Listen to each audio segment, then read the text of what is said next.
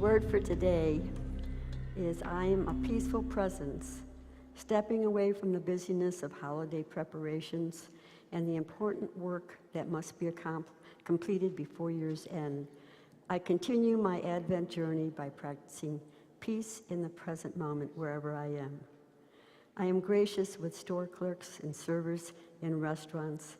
I add positive, peaceful thoughts to conversations. When I'm traveling, I bless other drivers with whom I share the road and my fellow passengers on public transportation. Peace flows from that place in consciousness where God's presence fills my awareness. I need not find a quiet corner. When I am willing, anywhere can be a peaceful sanctuary. The peace of God refreshes me and goes with me as we return to the activities of the day. Wherever I go, whatever I'm doing, I am a peaceful presence. This is from Daily Word today. We're going to do a chant, and it's a call and response.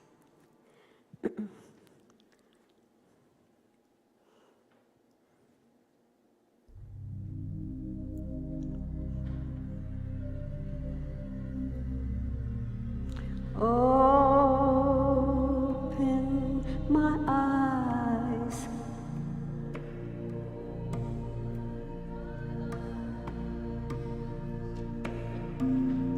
to see only love, to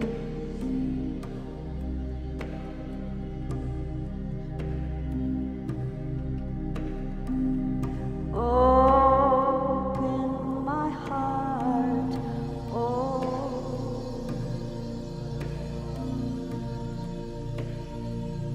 to feel only love, to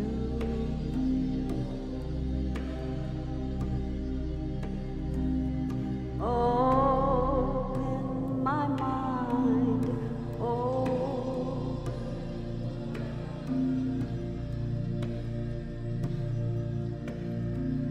to be only love.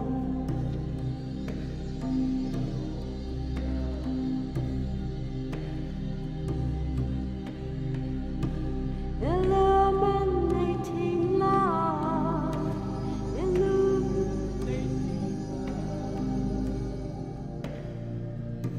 from the ascended one, from the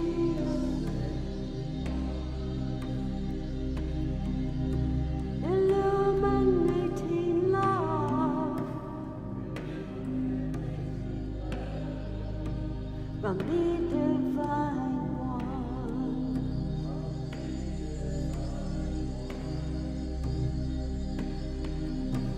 Illuminating love,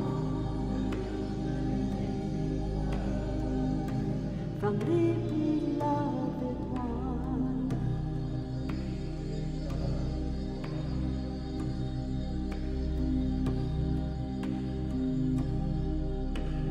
All I have to do is remember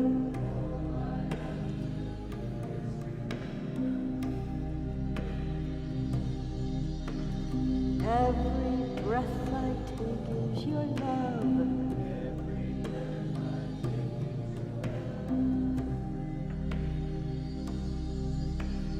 All I have to do is remember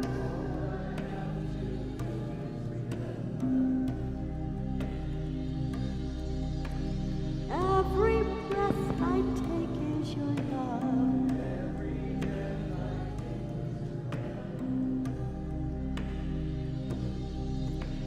Breathe in your love.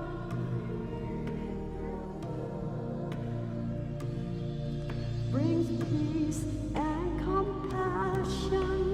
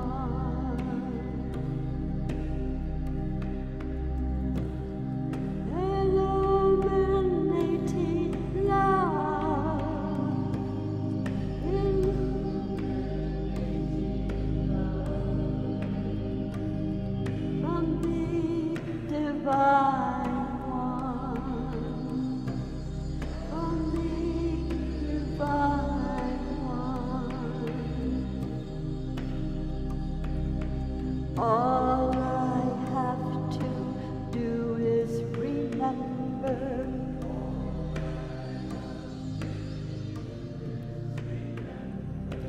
Every breath I take is your love.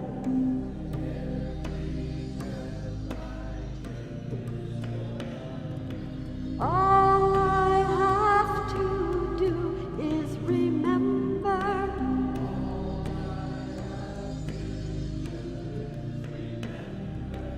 Every breath I take is your love.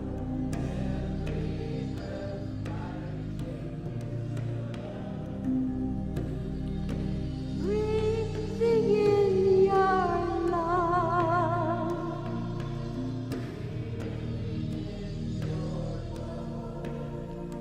Brings peace and compassion.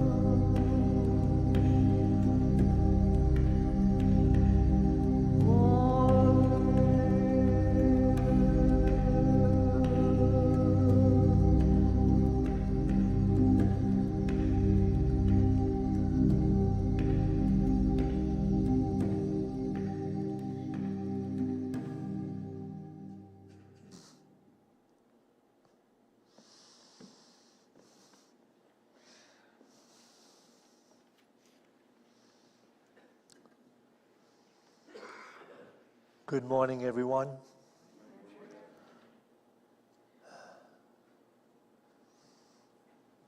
There's that statement in the Gospel of Thomas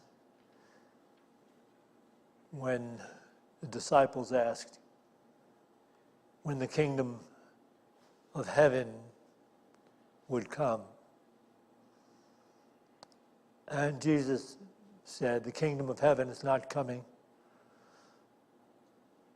with signs to be observed outside of you. The kingdom of heaven is all around people, but they don't see it. I count that as one of the most insightful statements of spiritual truth. But we should look into it. What does that actually mean? The kingdom of heaven is all around us, but we don't see it. Many years ago, a musical opened on Broadway titled, "Stop the World, I Want to Get Off." And it starred an English actor, and he sang the defining song about the theme of the show. And the song has these particular lyrics. These are the lyrics to that song. When that show opened 50 years ago on Broadway. Can we have them? What kind of fool am I who never fell in love? It seems that I'm the only one that I have been thinking of. What kind of man is this? An empty shell, a lonely cell in which an empty heart must dwell. What kind of lips are these that lied with every kiss, that whispered empty words of love, that left me alone like this? Then he goes on to sing, why can't I fall in love like any other man, and maybe then I'll know what kind of fool I am. Well, this particular song tells a story that it's timeless. Down through the ages, timeless. And people have, sought the jewel of life, which is love, without understanding life or love. And they continue to do it. Multitudes of people continue to do it. And so the lyrics are appropriate for us all. And it's like a revelation to us when we understand that we've lived our lives foolishly. We've pursued the personal idea of love and happiness. People are still pursuing it today in every possible way and missing the truth of it. And so what we are missing in this whole concept of life is the reason why we don't see the kingdom of heaven all around us. And as the leading man sings, we should sing to ourselves. But the problem that he's relating to is given to us over and over again for us to examine. Let's take a look at this from Eckhart Tolle's Stillness Speaks. If you set egoic goals for the purpose of freeing yourself, enhancing yourself, or your sense of importance, even if you achieve them, they will not satisfy you. If you set egoic goals for the purpose of freeing yourself, enhancing yourself, or your sense of importance, even if you achieve them, they will not satisfy you.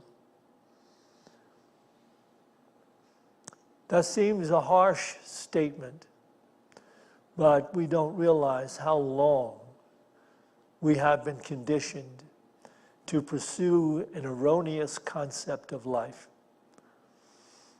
There was nothing about the reality of love in life actually presented to us in school. We were given a completely erroneous idea of life, how it works, and love, what it is. And with that in mind, we have tried to find happiness in life. And it has failed. And it has failed and continues to fail. But just imagine, what I'm going to say today is not something new. It's been said down through the ages. Masters down through the ages say it. Their purpose, of course, is to help others come to this most extraordinary jewel of life. An extraordinary, just imagine, if you're not there, or if you haven't even touched upon it, there awaits you an experience so sublime and so enlightening that you will be beside yourself with love for everything. So if you're not there yet, and you get piled up all this stuff that you're thinking about, just remember that it awaits you, because at the core of every person, every being, there is this love which we are seeking. To understand it, and to have it, and to gain it, and to live in it and from it. We just need to look at some of the truths revealed to us by the masters down through the ages. So here's this truth, as true as it can be said. You can read this in the Gospel of Luke, chapter 37 and 38. Judge not, and you will not be judged. Condemn not, and you will not be condemned. Forgive, and you will be forgiven. Give, and it will be given to you. You know, the merry-go-round goes around and comes back, and back, and back. This is a reciprocal world, and the masters are telling us how we can find what we're looking for. Thank you.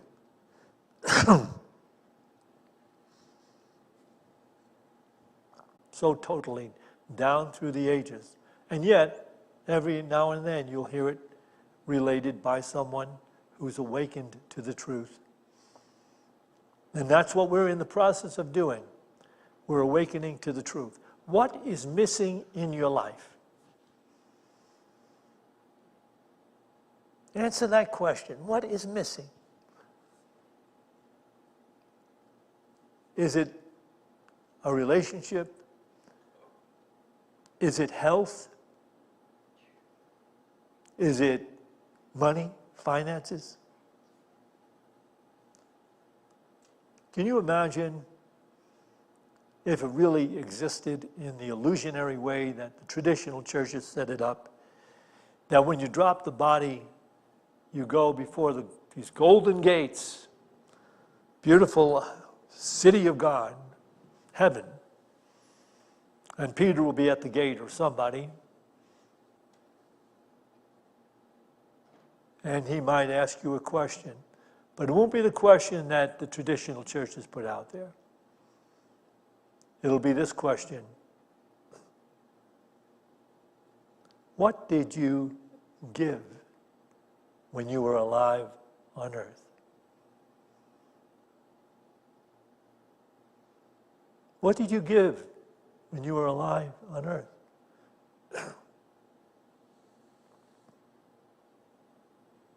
Because the kingdom of heaven is actually where Jesus said it is, in the midst of you. But it's the same. What are you giving to enter it? And let me just try to explain this as clearly as I can. We're in our heads too often.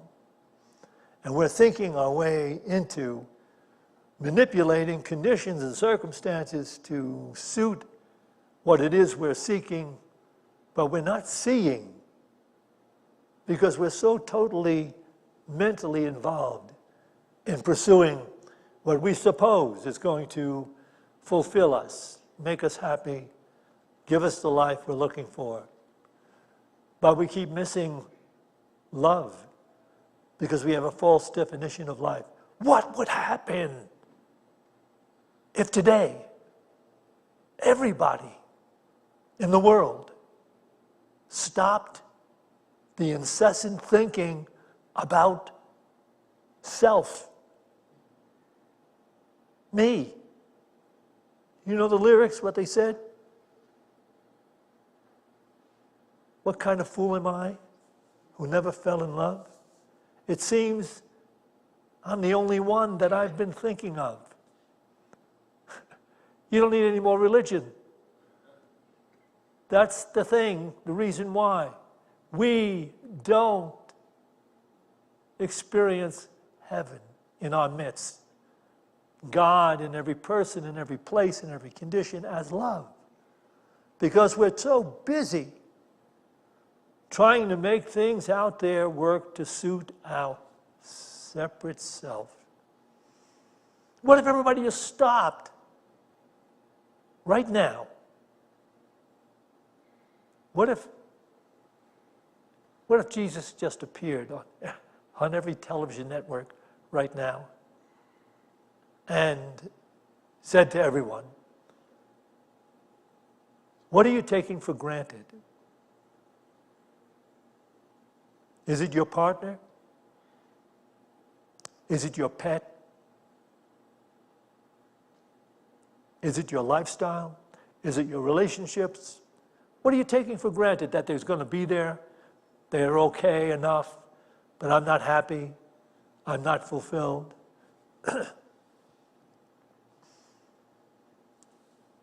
Reminds me of a story that someone who attends here told me about a friend of his who was at the farmer's market. And while he was there shopping, there was this homeless person rolled up in a piece of cardboard, had some of the stuff in a basket that he had collected, whatever it is they collect, all the different things that they collect. And the police officer was getting this guy up, and he's getting him out of there. You got to get out of here. Get this stuff out of here. You can't have this stuff laying all over the sidewalk. You got to get it out of here. And this particular person watched this happening and then took a $5 bill out of his pocket and said, "Hey, here, this is for you." And the homeless guy said,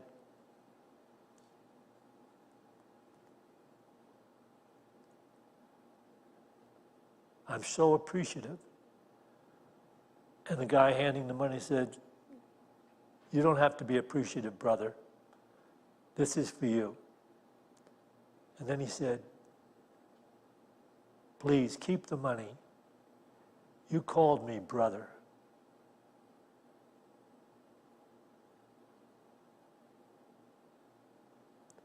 That's where we should be living. That's how awake we should be. We're not. So many others just struggling and fighting and creating more chaos and problems for themselves and the world. Course in Miracles puts it very succinctly like this. You can read this in the Course in Miracles text, page 92, paragraph 2. You are only love. But when you deny this, you make what you are something you must learn to remember. Teach only love, for that is what you are. This is the one lesson that is perfectly unified, because it is the only lesson that is one. Only by teaching it can you learn it. As you teach, so will you learn. If that is true, and it is true indeed, do not forget that what you teach is teaching you, and what you project or extend, you believe. Can we take this back again? Sometimes I say to people, if I was had nothing else, if all the reading material in the world was gone, what would I say I would like to have to lead me on in life? This would be the passage right here. You are only love, but when you deny this, you make what you are something you must learn to remember. Teach only love, for that is what you are. This is the one lesson that is perfectly unified, because it is the only lesson that is one. Only by teaching it can you learn it. As you teach, so will you learn. If that is true, and it is true indeed, and it's true indeed, do not forget that what you teach is teaching you, and what you project or extend, you believe. That is, what you're putting out is being revealed to you in your experience in life, in how you feel, moment to moment to moment. To feel good is to feel God. And in the book of Revelations, the entire spiritual journey is summed up in a single sentence. And it's missed. If you will be my people, I will be your God. And that is love.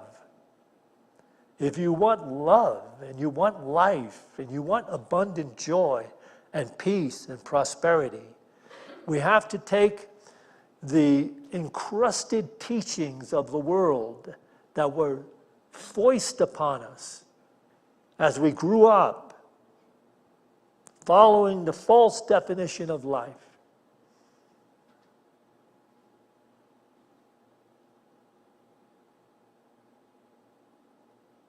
We have to let that dissolve. We have to practice the presence of God as love. And so we just have to become more aware in our own thinking. You can do this right now. You can do this as a contemplation. What are you taking for granted in your life? What are you withholding consideration, compassion, and love from?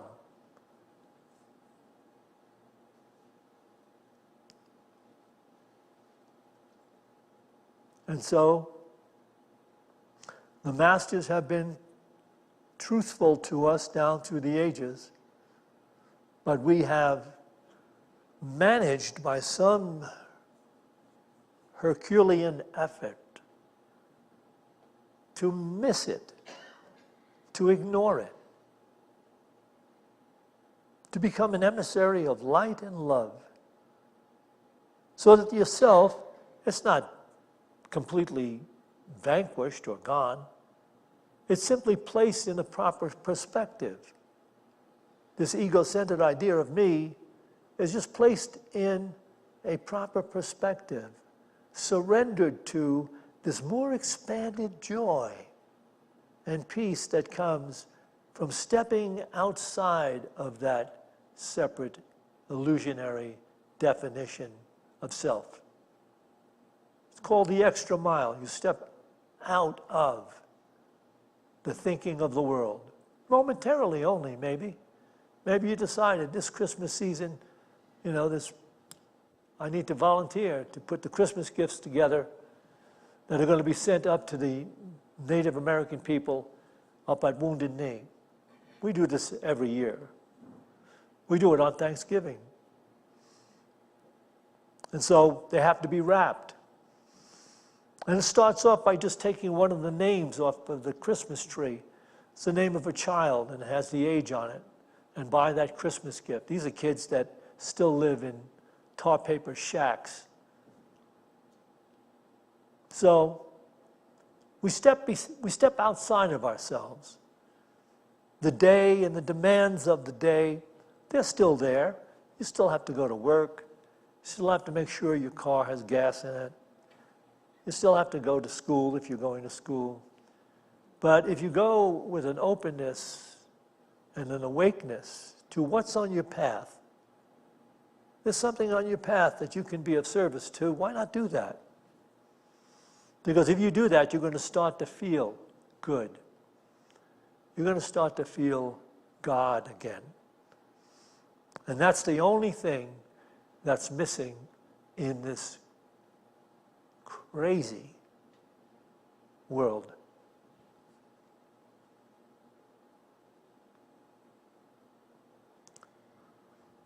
So we're going to meditate together. Maybe I'll just do another PowerPoint. One more PowerPoint while I'm waiting for my partner to show up. I don't know. Most of you people don't know this, but Norma, when she's not up, she starts the service, but then she runs out to a local bar. So I'm actually always happy when she even gets back. All right, so we'll do another PowerPoint. You can read this in John 15, 12 to 17.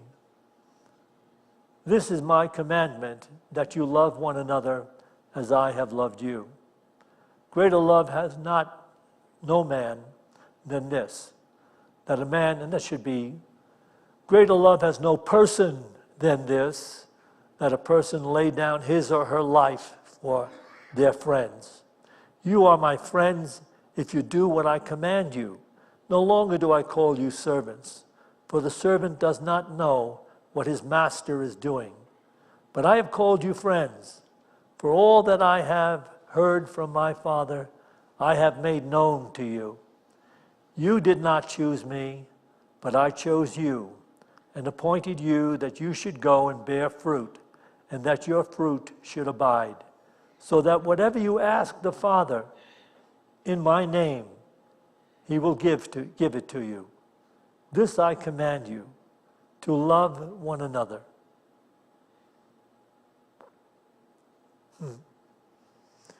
See there, don't misunderstand. Lay down your life. The life he's being talking about here is the ego-centered idea of me. Just quiet that down a little bit and start to do things that are beyond that, stepping outside of that. And you will see a complete change in life. You will see how love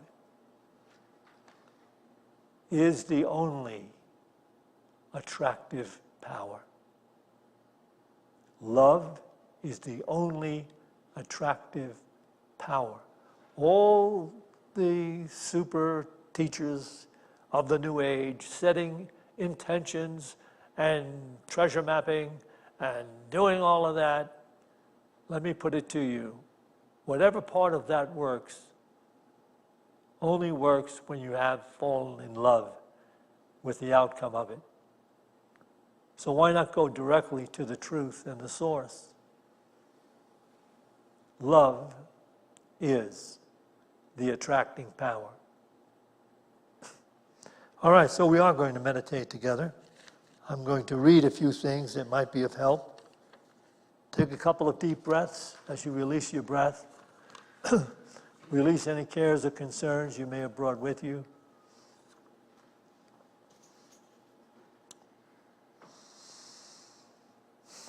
Just releasing the breath, releasing your cares and concerns, taking this holy pause to consider what in your own life you are taking for granted. People as well as things.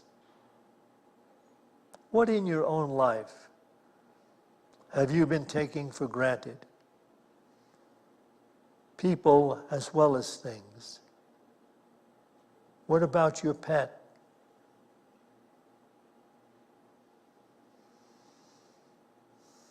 Remember, cultivating gratitude opens the self to love. Cultivating gratitude, thanksgiving, praise opens the conscious self to love.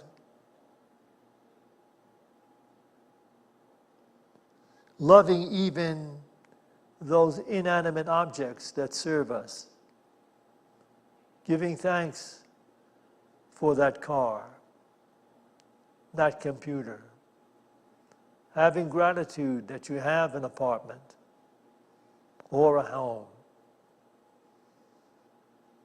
Having the happiness of seeing others receive their good.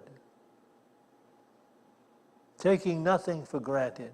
Being awake to be an emissary, a servant of gratitude, thanksgiving, and love.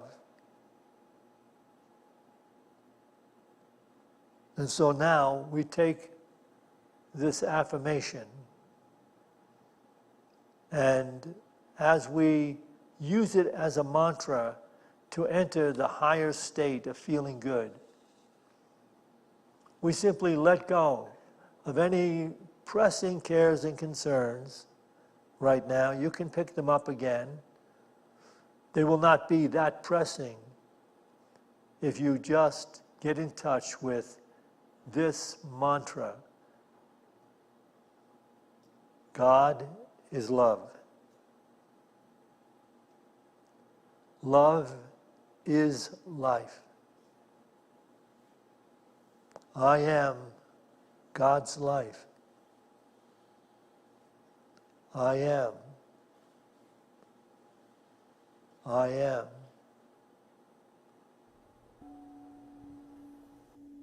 God is love. Love is life. I am God's life. I am. I am. Breathing in the I, breathing out the am. God is love. Love is life.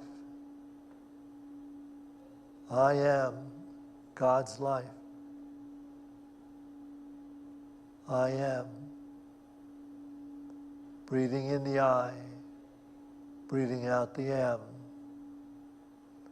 I am. I am.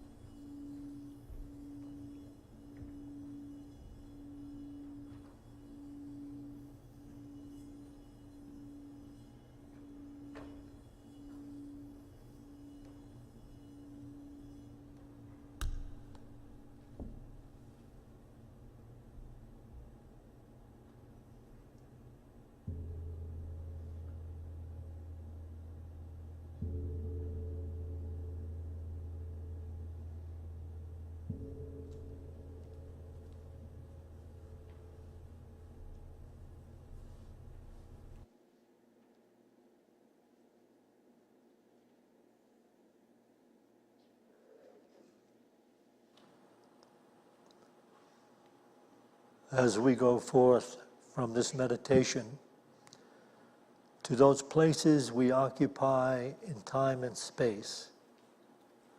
Let us go forth to awaken to our calling in every moment, to be an emissary of light and peace and love.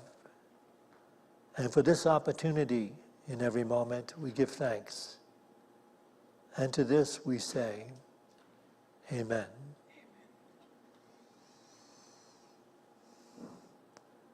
We will take an offering for unity now.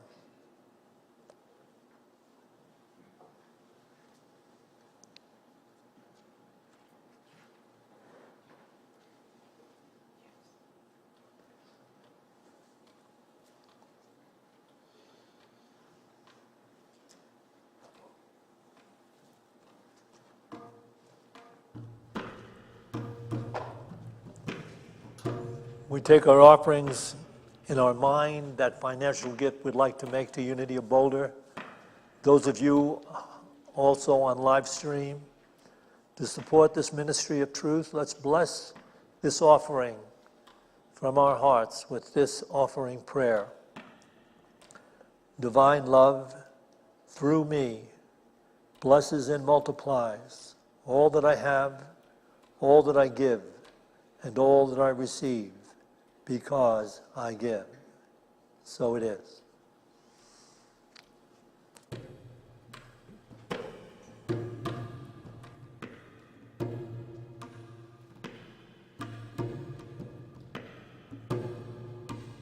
Help me see beauty in and all around me.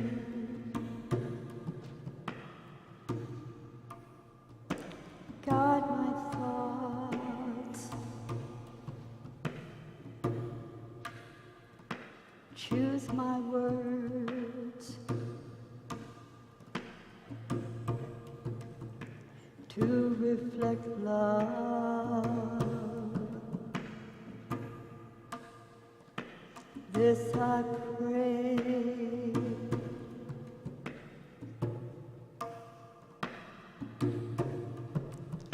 Help me see beauty in and all around me.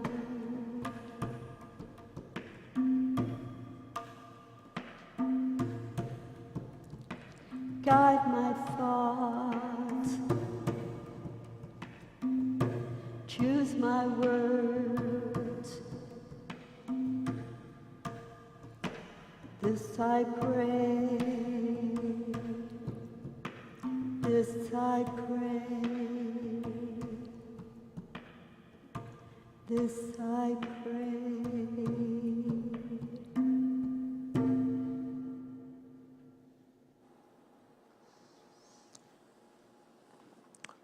Join me now, please.